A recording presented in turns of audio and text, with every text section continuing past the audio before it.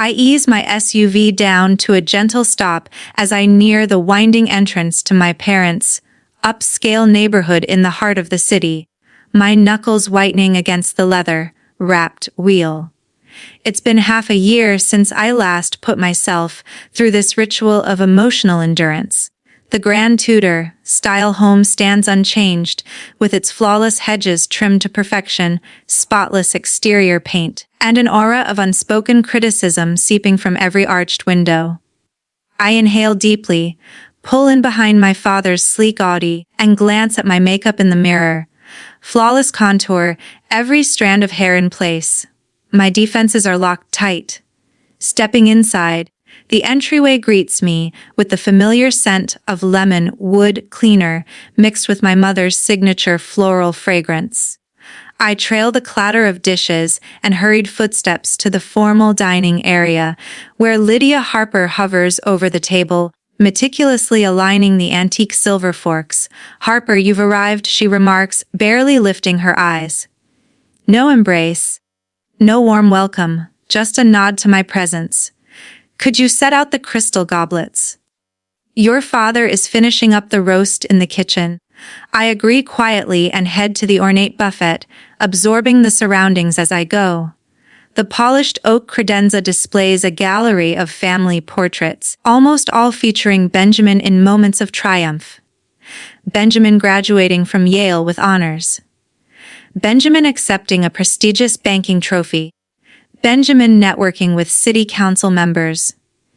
There's a single shot of me, shoved to the edge, from my college commencement, looking awkward in my cap and gown.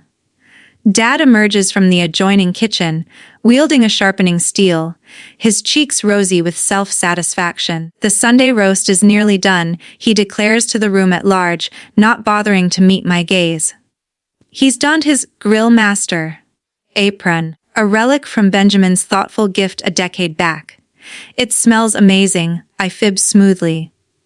Theodore Harper's roasts are infamously overdone, a long-standing family quirk everyone pretends to ignore.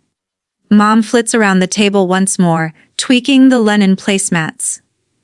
"Benjamin will be here shortly," he messaged that he's delayed by a conference call with London executives. Naturally, Benjamin's delays are excused, his schedule is sacred. As if on cue, the heavy front door bursts open, and Benjamin's resonant voice echoes through the halls.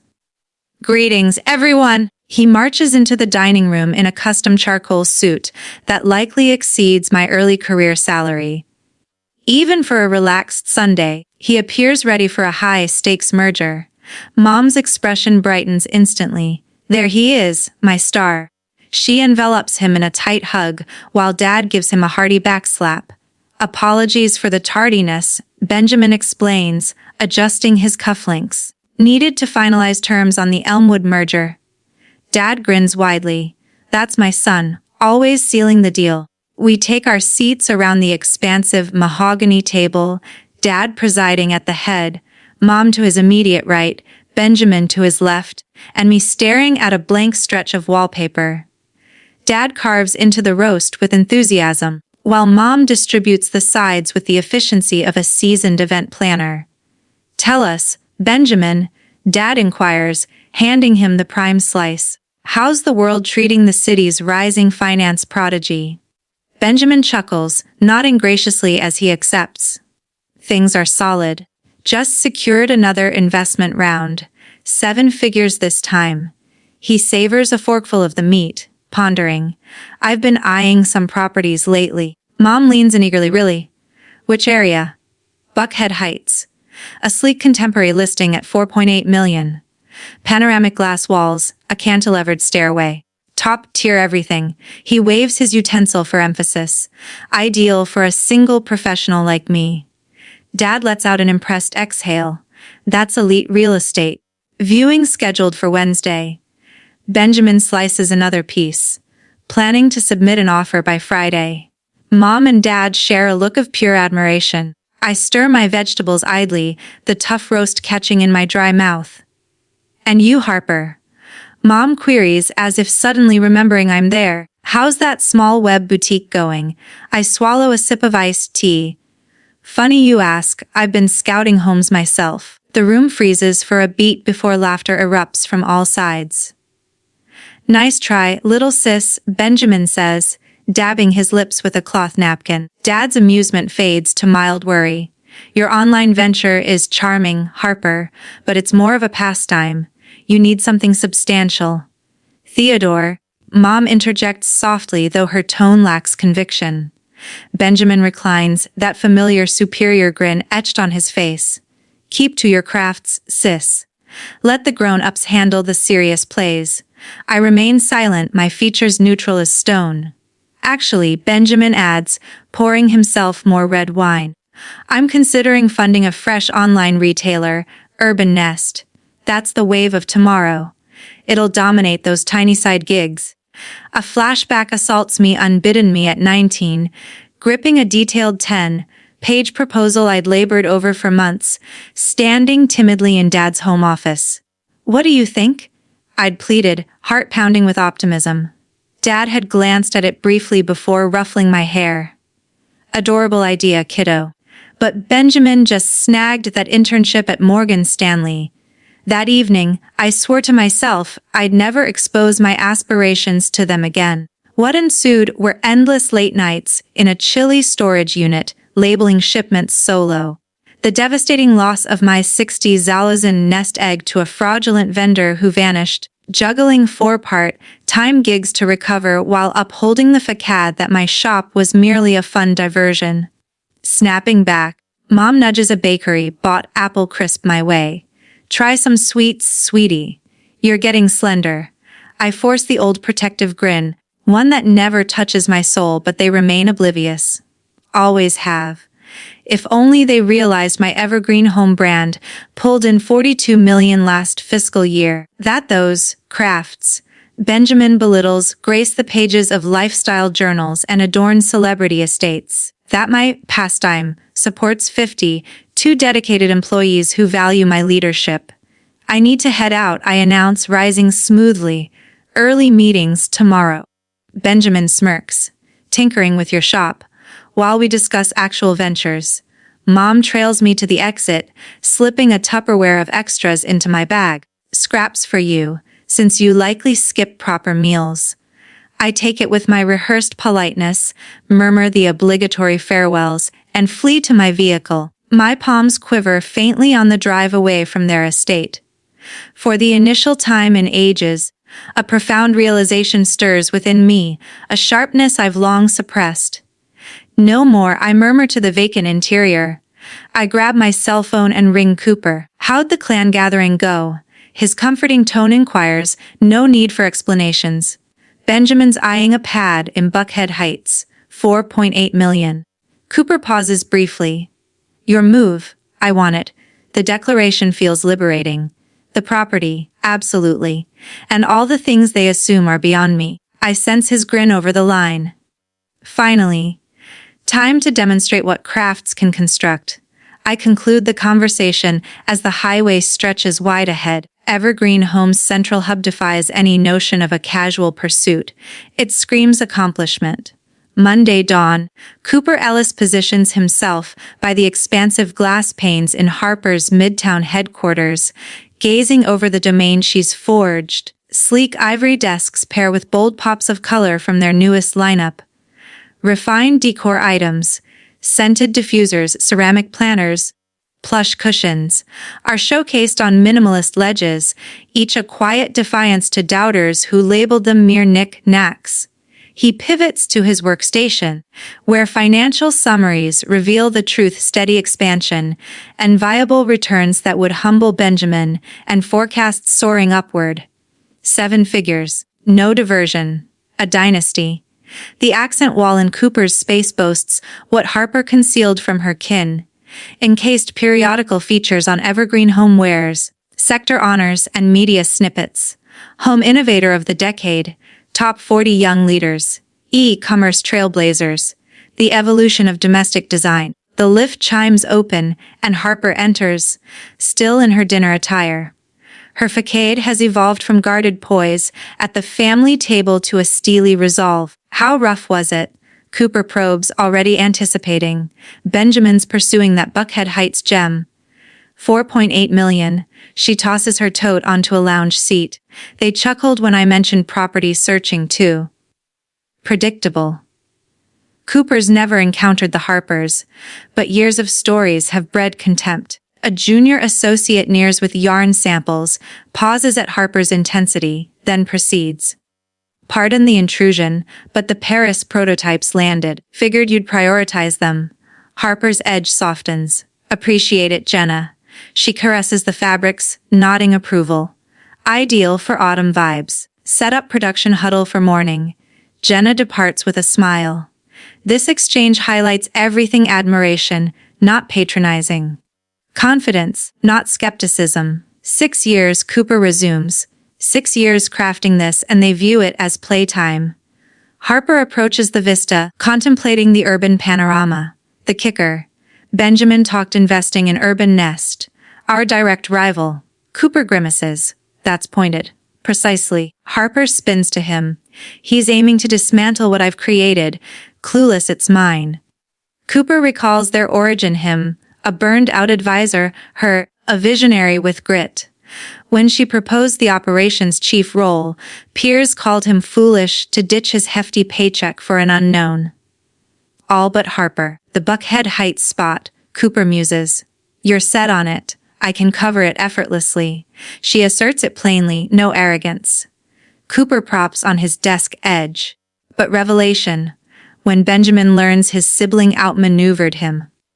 Harper strides to the strategy mural, outlining their decade roadmap. Her digits skim revenue graphs, upcoming ranges, global outreach goals. I've shielded their egos for too long, Cooper. No longer. Cooper observes the transformation. This isn't the wounded child from supper. This is the executive who erected a 7-figure entity from scratch. The leader who rebuilt after a con artist stole her savings, sans whining. Not vengeance, she elaborates, voice firm. Self-validation. Concealing my wins perpetuated their belittling. You owe zero, Cooper affirms. True, but I owe myself authenticity. She faces him, resolve eclipsing doubt. If Benjamin sees that home as his triumph badge, he'll seek elsewhere. This belongs to me. Cooper assents, fetching his device. Listing details incoming. They huddle in the boardroom for hours. Empty mugs scatter the surface. Cooper's shirt sleeves are pushed up, collar open, as he navigates specs. Positive update he shares. No binding agreement yet. Agent Sarah Langley, we backed her fundraiser gala. Viewing tomorrow feasible. Harper examines the digital blueprints, crisp aesthetics, transparent barriers, suspended stairs. All Benjamin raved about, the 4.8 million contemporary in Buckhead Heights. She articulates slowly, his target. Acquire it, full cash. Cooper beams, adrenaline sparking. Indeed, Harper. Let's illustrate craft's potential. They strategize further transaction via shell entity for anonymity. Accelerated timeline, proposal before Benjamin's. Briefly, uncertainty crosses Harper's features. This alters family dynamics forever. Perhaps that's necessary, Cooper replies tenderly. Harper affirms, hesitation vanishing. She endorses the intent document, staking her true value. File at dawn, she directs exiting. Cooper eyes her departure, admiration laced with worry. The Harpers are clueless about the storm, and maybe Harper underestimates her own evolution too. Days later, the broker's stilettos echo on polished stone as she guides us through the vacant estate, her pitch resonating in vast voids soon to be mine. Cooper flanks me, his hushed quips eliciting grins amid the gravity. Cash bid was genius, he notes, admiring the levitating stairs that appear weightless. Accepted swiftly. Your brother was outmatched. I traced chilled granite surfaces in a galley fit for banquets. Hardly a contest. Benjamin relies on loans and ties. I simply paid outright. Sunrise filters through immense panes, spotlighting what Benjamin coveted but lost. 4.8 million in cutting, edge design, with vistas of the metropolis that steal my breath, though I'd never voice it. Sellers were thrilled. Cooper adds, fiddling with high-end gadgets like an excited kid. Fastest deal ever. 0 clauses, no probes. I drift to the grand vistas, the sprawl below almost tangible. Any rival bids noted. 1. Cooper smirks. A banker awaiting approvals. Benjamin's imagined fury upon learning fuels an unexpected warmth. We climb the ethereal stairs, each tread a conquest. The primary suite claims the west flank, tri-sided glazing, end suite larger than my starter condo. Your realm, Cooper murmurs, tone gentler. I center myself in the bare expanse, envisioning my touches, bespoke furnishings, personal canvases, an existence boldly claimed. Poetic twist. Cooper lounges on the threshold, mischief twinkling, hosting a soiree.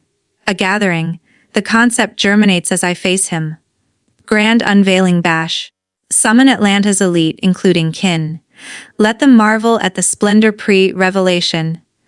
I envision Lydia fingering premium hardware, Theodore praising build quality, Benjamin appraising metrics, all ignorant. Exquisitely devious, I admit, grinning widely. Adore it. The following fortnight whirlwinds with action. Decker's specialists invade like coordinated insects, morphing voids into my signature style. I dictate hues. The precise slate for the great room, rug weaves for sensory delight, illuminations for ambient magic. Incorporate our fall assortment prominently. I instruct the head stylist, indicating evergreen home stars from glossy spreads. Integrate throughout. She jots fervently. Instant talking points. Amid sessions, I make a dutiful stop at parents' for tea. Lydia's calls have intensified, fretting my absences. En route to the guest bath, I catch Benjamin's irate rant from Theodore's den. Some faceless cash buyer snatched it outright. His agitation seeps under the door. The Buckhead Heights listing, mine now, vanished before financing cleared. Better options await, darling, Lydia consoles, ever his buffer. I'd tracked it for ages, he presses, volume climbing. Flawless. Theodore chimes in authoritatively. I'll ring my finance contacts. Priority on future drops. I vanish undetected. Intel secured. Inner glee blooming. Invites dispatched soon after. Ivory stock, understated sleeves. Recent Buckhead Heights owners. Warm house celebration. Date, hour, locale. Host unnamed. Cooper and I vet attendees, power players in local commerce, plus my knave relatives. My line lights with Lydia's ID next morn. Harper, invitation for you as well. To a Buckhead Heights open house. Likely Benjamin's associate. I stifle amusement. Indeed, 's promising. Attend, it'll aid mingling in Benjamin's circle. Her inflection implies I require guidance. Count me in, I vow, measured. Join too. We're confirmed. Benjamin suspects a fintech firm's exec. Networking gold. Post-call, Cooper arches a brow. Bitten. Completely. Benjamin eyes career boosts. Party eve, I appraise myself in the master mirror. The emerald gown surpasses average wages, but armor demands excellence tonight. Locks cascade softly, cosmetics subtle yet striking. I exude authority, invincibility. Exterior, the residence shimmers under curated beams accenting its geometry. Interior, staff position gourmet spreads on chic trays, perfection in every facet. Cooper arrives early, dapper in bespoke navy. He exhales appreciatively. Stunning, surpasses visions. We convene at the stair base, sharing unspoken alliance pre-show. He lifts his flute privately to the architect of unseen empires. I clink, emotion swelling. Tonight's truth, not validation. Chimes sound, initial arrivals, industry peers, tastemakers, gush over the abode, puzzling the mystery host. I blend incognito, presumed attendee. Soon, I glimpse them amid the throng. Theodore leading, Lydia gripping her clutch, Benjamin surveying with appraiser's eye. Whose domain speculate? Lydia queries audibly, sipping bubbly. Tech fortune. Benjamin replies, stroking a quartz slab, or legacy money. Pricey indeed. They tour the lower level, critiquing decor, structure, scenery. I shadow discreetly, noting Lydia pause at a signature bowl on the entry console, reminiscent of Harper's sight pieces. She inspects closely. Benjamin dismisses with a glance. Imitation likely. Genuine caliber here. Q. I ascend stealthily to the summit, panorama of festivities below. Cooper signals with a subtle lift, go time. He pings his glass, melody silencing chatter. Friends our gracious host wishes to address. Gazes ascend to me, elevated and commanding. Kin spotted, Theodore bewildered, Lydia startled, Benjamin squinting in confusion. Greetings all. My timber rings clear. My relatives fretted my path endlessly, deemed my pursuit unsustainable. Delighted they're witnessing its fruits. To my home, hush descends. Preston's device slips, clanging on stone. Theodore pales, Lydia gapes wordlessly. Guests whisper approvals, toasting me. Cooper radiates pride afar, but my family's visages etch eternally. The instant they behold my reality, 4.8 million in tangible proof underfoot. No longer seeking nods. Declaring my essence. Liberation. The post reveal quiet shatters with a tentative chuckle from the crowd. I hold position aloft, observing unease ripple as eyes dart between us. Lydia rebounds socially. Harper enough jesting. Her levity rings hollow. True owner. I descend a few treads, retaining height. Mine mom. Fully. Theodore barrels forward, masking fury with grins for spectators. He seizes my arm aside. What insanity is this? Whispered venom. Prank. I extricate calmly. Reality only. Benjamin stands rigid, emotions flashing astonishment, denial skimming. Ray evaluating his kid sister. Festivities limp on. Waitstaff circle. Murmurs restart softly. Hired violinists persist, notes bridging awkwardness. 4.8 million, I proclaim audibly nearby, cash for my pursuit. A decorer editor approaches, flute proffered. Harper divine, unaware evergreen home thrived thus. Your winter line graced our pages. Theodore blanches further, Lydia fingers necklace. Grateful I accept. Banner year. More converge of felicitations, queries on operations. Family isolates progressively, worldview crumbling live. I break from a curator chat for refill. Bold gamble succeeded. Publicity blocks denial. Benjamin materializes at the bar, jaw set in fox amiability, glass gripped fiercely. Strategy here. Low growl, impossible funding. Investor puppet, I swirl my drink, locking eyes. Evergreen home hit 42 million revenue prior year. Benjamin, purchased with earnings, cash. His pupils dilate in recalibration bliss. Why skip my counsel, pivot for pride, optimize taxes heavens. You inquired 0 times. Ever. About my empire. Why now? Blow lands. He retreats wordless to Theodore's huddle, furtive peeks my way. Lydia nears, crisis smile deployed, like Benjamin's teen fender, bender cover. Darling splendid twist. Always knew you're savvy. History rewrite commences. I sip silently. Theodore encircles her. Impressive feat. Stress on impressive implying fluke. Detail scaling sans backers. Decade overdue curiosity. Lengthy tale I evade. Family strategy session. Lydia proposes sweetly. Dad's network could boost. Maybe I demur. Dynamics inverted. They pursue. Cooper monitors. Intervening fluidly. Overheard later Theodore to Benjamin by refreshments. Liquidity crunch, but bridge loan. Benjamin halts. Elmwood tanked. Warned on volatility. I linger by sculpture, eavesdropping. Severity. Theodore strains, dire. Private discussion elsewhere. I withdraw, absorbing. Golden child tarnished. Assumed facade solid, now doubtful. Observe, don't confront. Leverage unintended. Subsequently, by Kitchen Island. Analysts gossip Benjamin's outfit. Dropped the Northridge client. Devastating. Expected. Recent flops triple. I catalog. Hostess facade intact. Cooper nears with refill. Eyes conveying intel. Lively event. Brothers entity faltering. Missed targets doubly last quarters. I take glass. Touch lingering. Intriguing. Monitor. Dismissive clan faces reckoning. Unplanned edge but opportunistic. Quarter year of tactical plays morphed evergreen home into sector apex. In my corner suite, I peruse takeover dossiers with Cooper. Cityscape sparkles beyond. Vendor grabs finalized. Cooper reports passing file. 8 of Urban Nest's core suppliers ours. I absorb figures. Urban Nest plagued by delays, defects. Each by constricted unseen. Analysts update out. I share device. Evergreen Home hailed surprise dominator. Cooper scans, smirking at Urban Nest's frantic shifts. Warehouse packed primed. Benjamin unaware our stealth bid for their hub. Bored. Cooper collects. I rise. Tailoring suit. Conclude.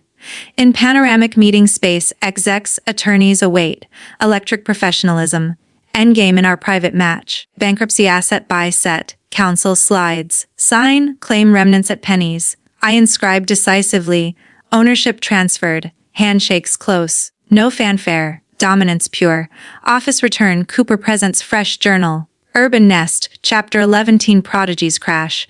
Benjamin's firm lambasted. I scan mismanagement barbs. He wagered against me with stakes. Defeated. Neutral tone. Phone vibrates. Lydia's 10th plea. I mute. Voicemails escalate desperation. Latest plays Harper. Urgent family matter. Cooper notes. Connecting dots likely. Respond. You decide for peace. I gaze skyline conquered despite scorn. Irony rich. They court me now. My turf, my rules. Sunday 5 p.m. slotted. Dinner hour echo. Doorbell via intercom. From perch I view approach. Theodore hunched. Lydia tearful. Benjamin lagging. Gaze down. Reversal stark. I descend not. Voice booming in foyer. Enter. Lead to lounge sends hospitality. I claim armchair. They cluster couch. Silence heavy with past. Their initiative. Theodore throat clears. Harper. Assistance required. Eyebrow lift only. Benjamin's. Lydia leaps. Ruined all. Detached echo. Theodore nods a shen. Ours included. Co-signed folly. Retirement evaporated. Lydia pleads through sobs. Aid us temporarily. Benjamin mute disheveled. Specific loss. Direct to him. Flinch mumble. Startup. Online decor. Urban Nest. You'd miss nuances. I chill smile. Urban Nest. Ravel pinnacle. Bankruptcy Tuesday. Evergreen Home seized supply net. You gambled parental funds against me. Lost. Jaws drop. Sobs amplify. Family. Lydia wails. I stand fluidly. Dialogue ended. Door swings open. Light flooding. Leave. Shut on stupefaction. Quarter later. Golden rays stripe marble in Harper's Buckhead Heights Haven. Lounge evolved cozy throws, meaningful artworks, blooms in proprietary vessel. Harper pours swatches on table. Cooper opposite, screen ready. Q3 surpassed 19%. Sustainable series doubles sales. Harper smiles authentically. Genuineness resonates. She fondles velvet sample. Ambience shifted. No residual strife, no triumph crave. Serenity. Expansion. Cooper advances slides. Georgia artisan generational ethical sourcing local. Costlier, eco-superior, domestic appeal. Aligned Harper conquers. Shorthand seamless, trust forged, guild not in, visionary nominee. Deserved sans old defensiveness. Phone stirs, Lydia. Room stills. Cooper watchful. Harper views, recalls closed door shock. Finger hovers, then silences, flips over. Premium weave here, she resumes seamlessly. Cooper nods profoundly. Afternoon drifts Chicago temporary shop, artist ties, holiday tones. Harper's unmentioned.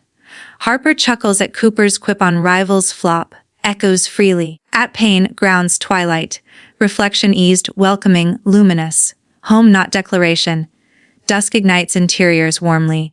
Escorting lead stylist post, spring finalize, supper 8, with Marcus's chef Boo, risotto critique. Attending Harper affirms, chosen kin's ease surpassing forced Sundays. Phone later multiple misses unchecked. Face down, kitchen bound. Waited lifetime for closure. Found freedom surpasses retribution. To expand the narrative naturally, let's delve deeper into Harper's early struggles with added scenes. Flashback to her at 22, in a cramped apartment above a noisy cafe, surrounded by stacks of inventory boxes that tower like unstable walls. The air is thick with the scent of fresh cardboard and desperation. She's on a video call with a potential supplier in Asia, her laptop screen flickering under poor Wi-Fi. Yes, I understand the minimum order is high, but can we negotiate terms? She pleads, her voice cracking slightly from exhaustion after a 12-hour shift at her day job as a barista. The supplier's face is stern, unmoved. No flexibility for startups. Pay up front or no deal. Click. The call ends. Harper slumps, tears stinging, but she wipes them away furiously. I can't quit now, she whispers to her empty room, pulling out a notebook to sketch new product ideas. Eco-friendly linens inspired by childhood summers at her grandmother's farm, something personal amid the generic market flood.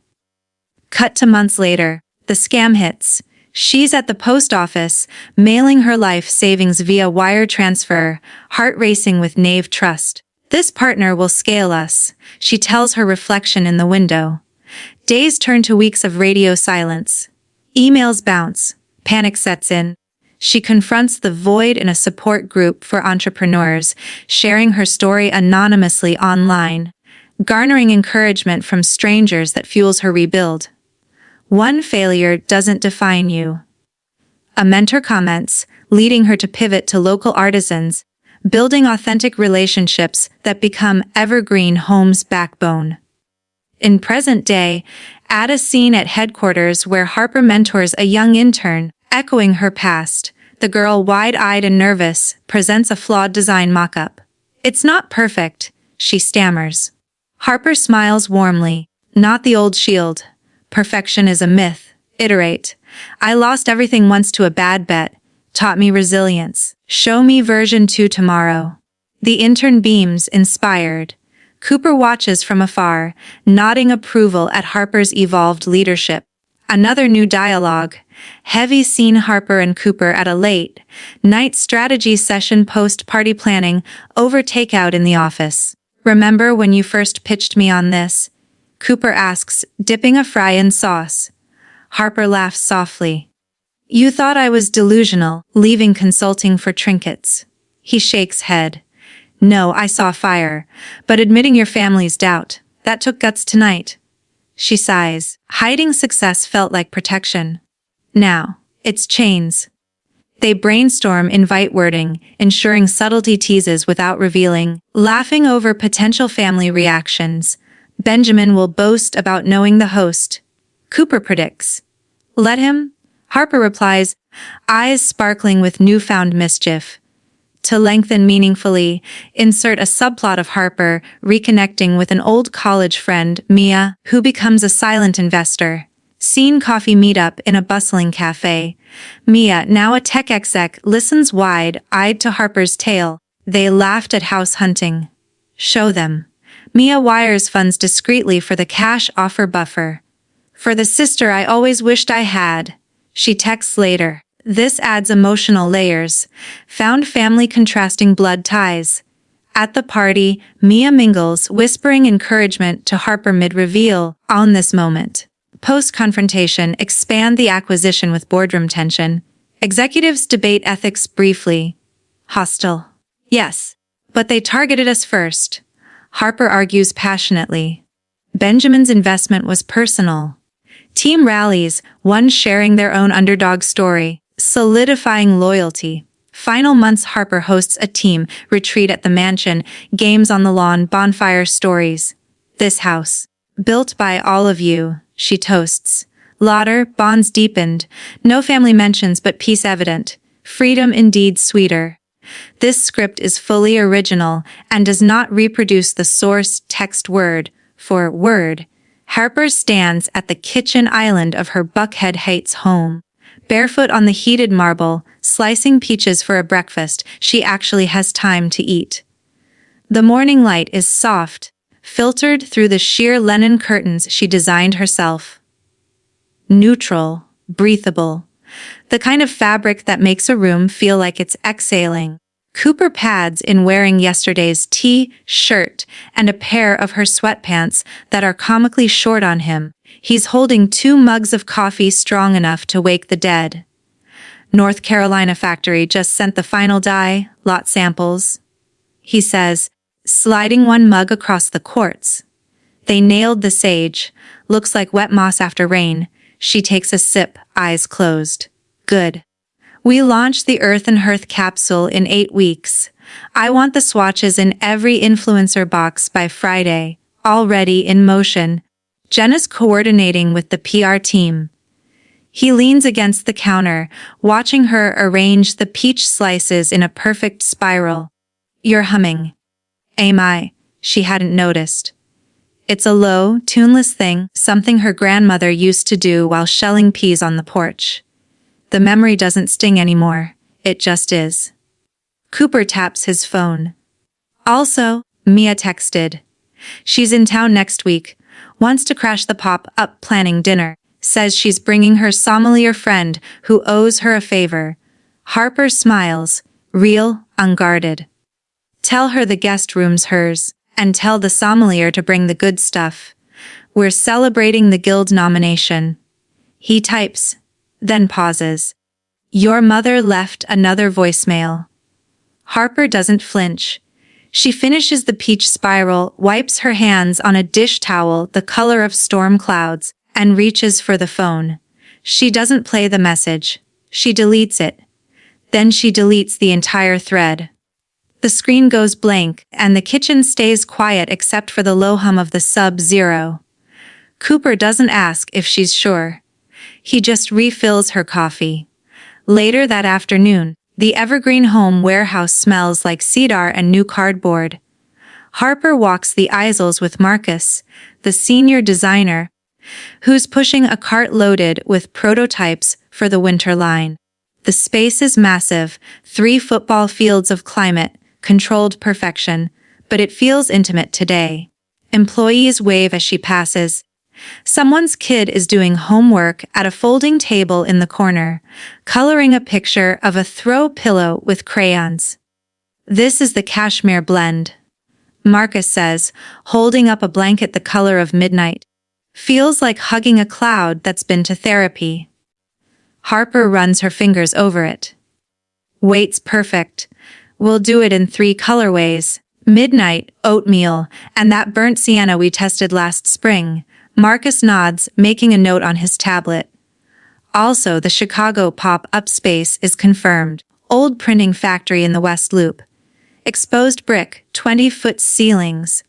We can do a living installation, full bedroom, kitchen nook, the works.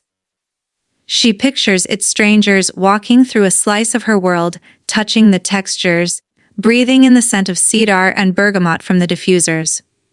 No explanations needed. The products speak. Do it, she says. And let's fly the North Carolina family up for the opening. Put them in the peninsula. They've earned it. Marcus grins. They're gonna lose their minds when they see their linens in a Vogue spread. That night, Harper hosts the pop-up planning dinner in the glass-walled dining room that overlooks the city.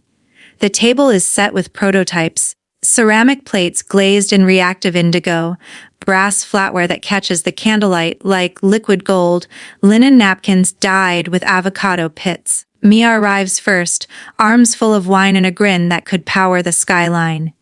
You bought the house? Mia says, pulling Harper into a hug that smells like airport duty, free and possibility. I mean, I knew you would, but seeing it, damn. Cooper appears with a bottle of something French and unpronounceable. To the woman who turned trinkets into a $42 million middle finger.